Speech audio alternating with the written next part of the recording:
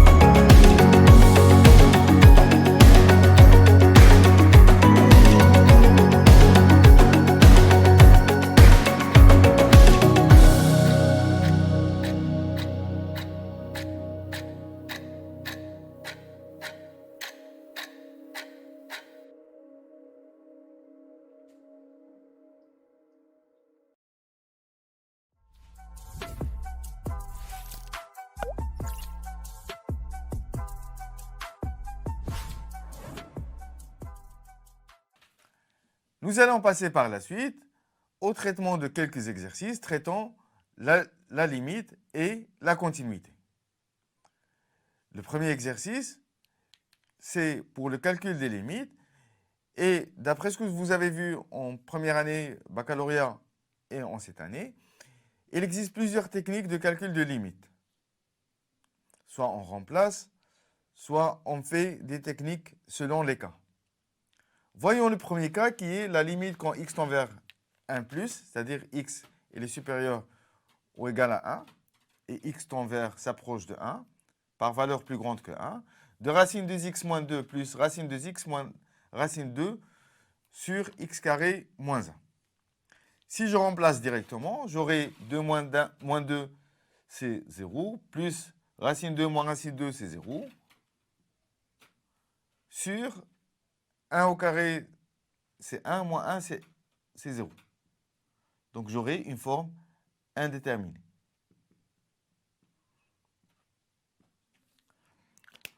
Lorsque j'ai une forme indéterminée qui a une racine, une somme de racines, soit au numérateur ou en dénominateur, normalement on pense au conjugué. Donc je vais multiplier le numérateur et le dénominateur par le conjugué de racine de 2x moins 2 plus racine de 2x moins racine de 2. Donc j'aurai égal à la limite quand x tend vers 1 par valeur plus grande que 1 de racine de x moins 2 plus racine de x moins racine de 2. Je vais la multiplier par son conjugué, qui est le racine de x moins 2 plus racine de x plus racine de 2 sur un x carré moins 1 multiplié par racine de x moins 2 plus racine de x plus racine de 2. En fait, ce conjugué, si je remplace, je n'aurai pas la valeur de 0. C'est pour cela qu'on multiplie par le conjugué et on essaiera de simplifier par exemple. Donc ça va donner la limite quand x tend vers 1 par valeur plus grande que 1 de racine de x moins 2 plus racine de x au carré moins racine de 2 au carré sur x au carré moins 1 facteur de racine de 2x moins 2 plus racine de x plus racine de 2.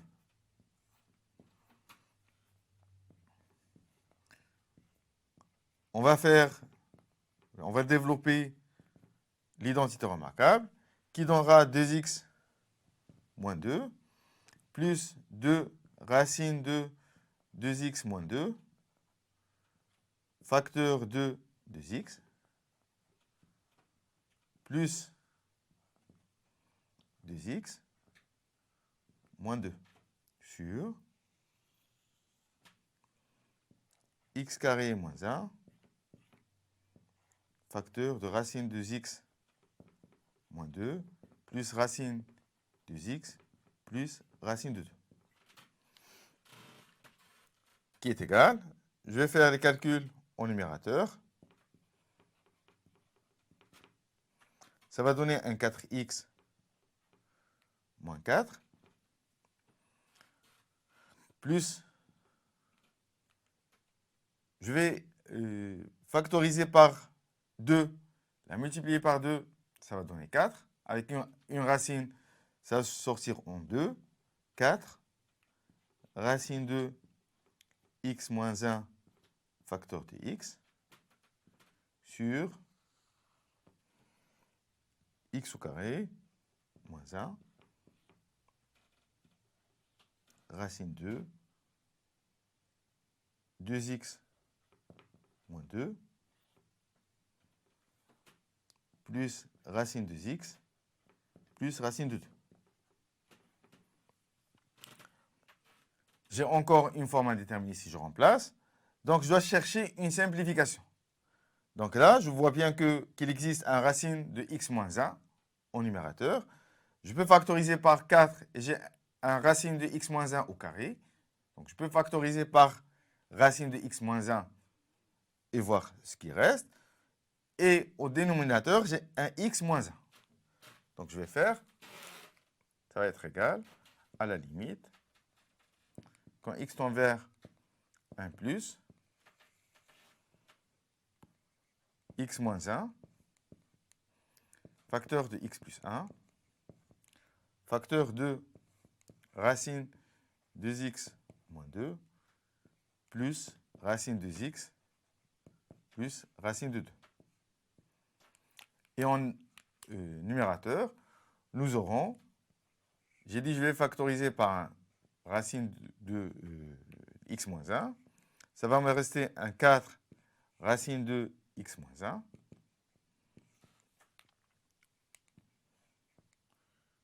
Plus 4 racine de x. Je vais simplifier par racine de x moins 1. 1 plus. Ça va me rester un 4 racine de x moins 1 plus 4 racine de x que je vais diviser par racine de x moins 1 facteur de x plus 1 facteur de racine de x moins 2 plus racine de x plus racine de 2. Cette simplification m'a permis d'éviter la forme indéterminée 0 sur 0. En effet, si je remplace x par 1, j'aurai un 4 facteur de 0 plus 4, donc ça va me donner un 4, sur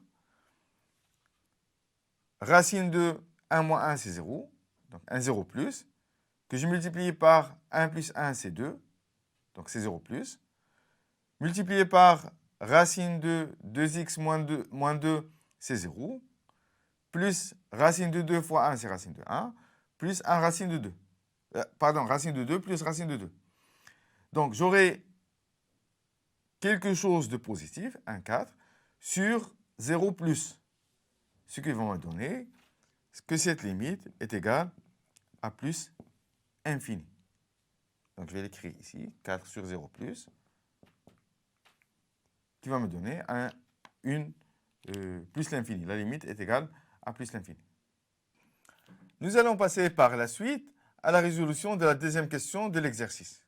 C'est-à-dire, je vais résoudre la limite, je vais calculer la limite quand x tend vers 0 de sinus x sinus de x sur 1 moins cosinus de x. Si je remplace mon x par 0, je vais avoir sinus 0 qui est égal à 0, multiplié par sinus de x qui est égal, lorsque x tend vers 0, est égal à 0. Donc, j'ai un 0 en numérateur que je divise. Cosinus de x, lorsque x tend vers 0, c'est égal à 1. 1 moins 1, c'est 0. Et alors, j'ai une forme indéterminée. Heureusement que vous avez vu, et je vais faire le rappel, que la limite quand x tend vers 0 de sinus de x sur x est égal à 1. Et aussi, la limite quand x tend vers 0 de 1 moins cosinus de x sur x carré est égal à 1 demi. De ces deux, donc je vais mettre autre chose. Je peux déduire de la première que la limite quand x tend vers 0 de sinus de 2x sur 2x est égal à aussi 1. En effet, si je fais un changement en posant 2x est égal à y, j'aurai un sinus de y sur y lorsque y tend vers 0. Ça est égal à 1. Donc, à partir de ce rappel, je peux déduire le calcul de la limite lorsque x tend vers 0 de sinus x sinus de x sur 1 moins x carré. En effet, je peux écrire sinus de x sinus 2x sur 1 moins cosinus de x est égal à sinus de x sur x. Donc j'ai divisé, je peux multiplier ou bien je vais faire un autre traitement. Je vais mettre un grand multiplié par sinus 2x sur 2x. Et je vais multiplier par 2. Donc, je n'ai fait que diviser le numérateur sur x carré. Et la même chose que je vais faire pour le dénominateur. Je vois bien que j'ai constitué 3 limites que je connais bien.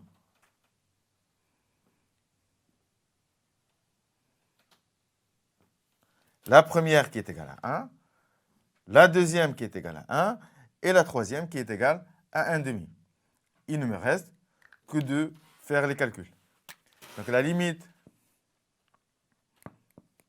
quand x tend vers 0, de sinus de x, sinus 2x sur 1 moins cosinus de x, c'est exactement la limite quand x tend vers 0 de 2 fois sinus de x sur x, que je multiplie sinus 2x sur 2x, divisé par 1 moins cosinus de x sur x carré, qui n'est que 2 fois 1 divisé par 1 demi, qui est égal à 4. Passons à la troisième question de l'exercice. C'est-à-dire, je vais calculer la limite quand x tend vers 0 plus de x sur racine de 1 plus sinus de x moins racine de 1 moins sinus de x. Si je remplace x par 0, j'aurai un 0 sur racine de 1 plus 0, c'est 1, moins racine de 1 moins sinus de 0, c'est 1, c'est-à-dire 0 sur 0, qui est une forme indéterminée.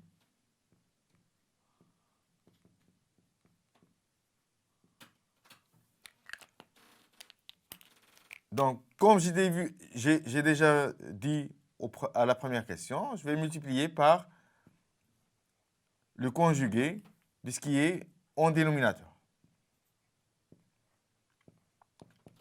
Je vais multiplier le numérateur par racine de 1 plus sinus de x plus racine de 1 moins sinus de x. Et en numérateur, j'aurai racine de 1 plus sinus de x moins racine de 1 moins sinus de x facteur de racine de 1 plus sinus de x plus racine de 1 moins sinus de x. Au dénominateur, j'ai une identité remarquable. Donc j'aurai la limite quand x tend vers 0 plus de x facteur de racine de 1 plus sinus de x plus racine de 1 moins sinus de x.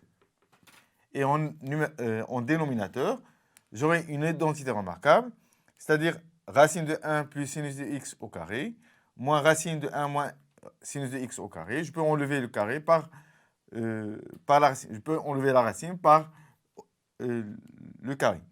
Donc j'aurai 1 plus sinus de x moins 1 moins sinus de x. Par conséquent, la limite quand x tend vers 0 plus de x, facteur de racine de 1 plus sinus de x plus racine de 1 moins sinus de x. Et au dénominateur, j'ai 1 moins 1, c'est 0. Sinus de x moins moins sinus de x, c'est 2 sinus de x. Je rappelle que la limite quand x tend vers 0 de sinus de x sur x est égale à 0, est égale à 1. Donc je vais faire un petit rappel une autre fois. La limite quand x tend vers 0 de sinus de x sur x est égal à 1. La même chose si j'ai 1 sur sinus de x divisé par sinus de x, qui est le x sur sinus de x. Donc celle-là,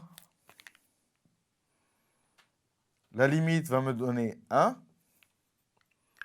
Si je remplace les autres termes, j'aurai racine de 1 plus sinus de x, racine de 1 plus 0, c'est racine de 1, c'est 1, plus racine de 1 moins sinus de 0, c'est racine de 1, donc c'est 1. Donc j'aurai un 2 que je vais simplifier par 2 et je vais avoir la limite qui est égale à 1.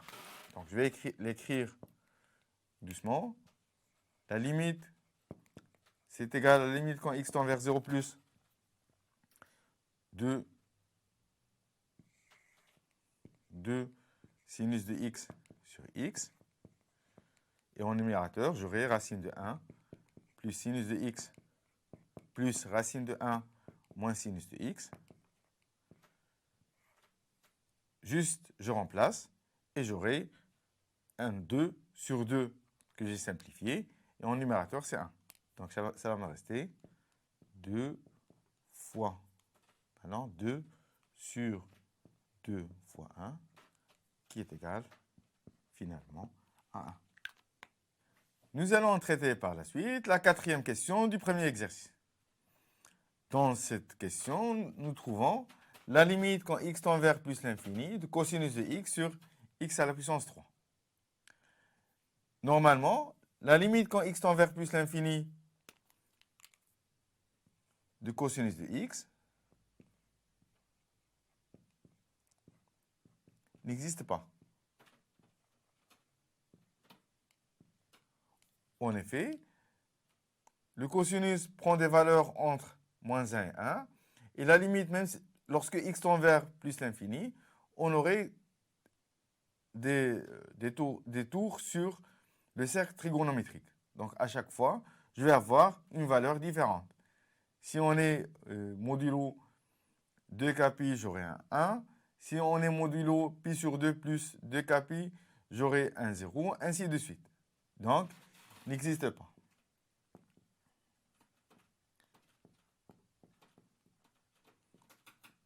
Nous ne connaissons pas une formule bien déterminée de cosinus x sur x ou sur x carré ou quelque chose pareil. Par contre, nous pouvons faire un encadrement. En effet, je sais bien que cosinus de x, il est compris entre moins 1 et 1. Point x qui est très grand, qui tend vers plus l'infini, qui est positif, je peux diviser sur x à la puissance 3. Donc, moins 1 sur x à la puissance 3 est inférieur à cosinus de x sur x à la puissance 3 est inférieur ou égal à 1 sur x à la puissance 3.